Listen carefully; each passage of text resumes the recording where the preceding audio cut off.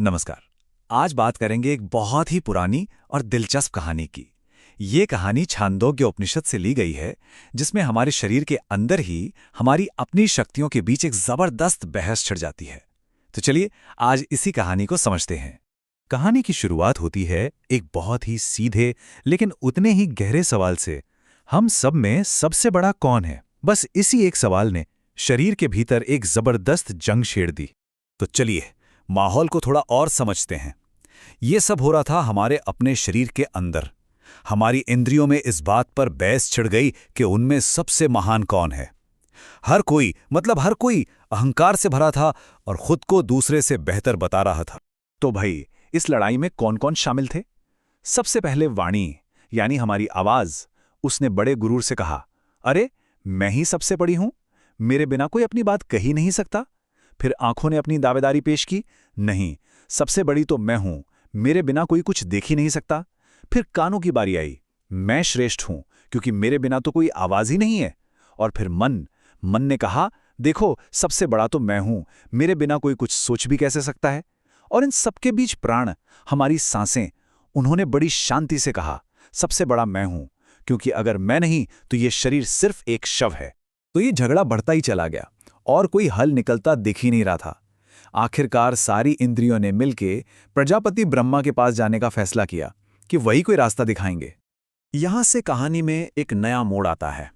ब्रह्मा ने इस झगड़े को हमेशा हमेशा के लिए खत्म करने के लिए एक परीक्षा रखी, एक टेस्ट। तो ब्रह्मा का फैसला क्या था? उन्होंने एक सीधी सी शर्त रखी।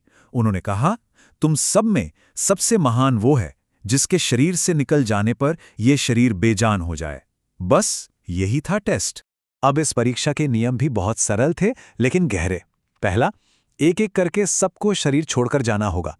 दूसरा, पूरे 1 साल तक बाहर रहना होगा। तीसरा, लौटकर देखना होगा कि उनके जाने का क्या असर हुआ। और चौथा, यह सिलसिला तब तक चलेगा जब तक सच्चाई सामने नहीं आ जाती। तो बस ब्रह्मा की आज्ञा के बाद परीक्षा का दौर शुरू हो गया। एक एक करके हर इंद्री ने शरीर से विदा लेना शुरू कर दिया। सबसे पहले वाणी की बारी आई। वो शरीर से निकल गई।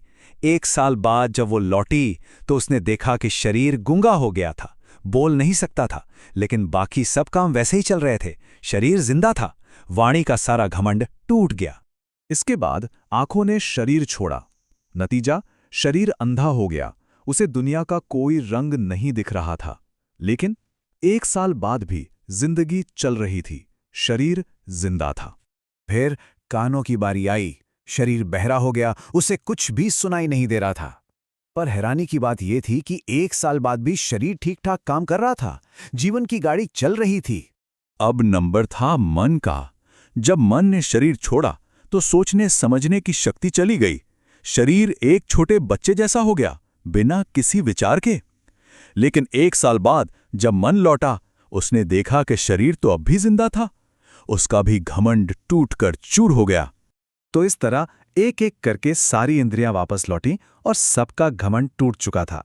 सबने देख लिया था कि शरीर उनके बिना भी जिंदा रह सकता है। हर कोई जो खुद को सबसे जरूरी समझ रहा था, इस प्रयोग ने उसकी सारे गलतफहमी दूर कर दी थी। अब बारी थी इस परीक्षा के सबसे जरूरी और आखिरी हिस्से की। अब बारी थी प्राण की, यानी हमारी सांसों की, हमारी जीवन शक्ति की। और जैसे ही प्राण ने शरीर से निकलना शुरू किया, एक भयानक बदलाव महसूस हुआ। यह पहले जैसा बिल्कुल नहीं था। इस बार बात कुछ और थी।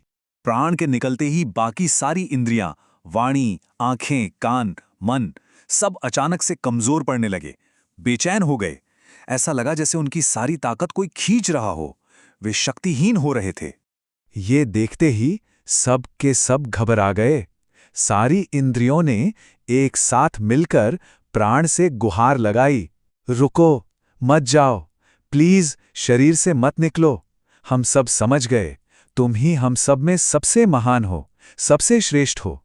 तुम्हारे बिना तो हमारा कोई वजूद ही नहीं है। और बस इसी के साथ विवाद खत्म हो गया। सबको सच्चाई का पता चल गया।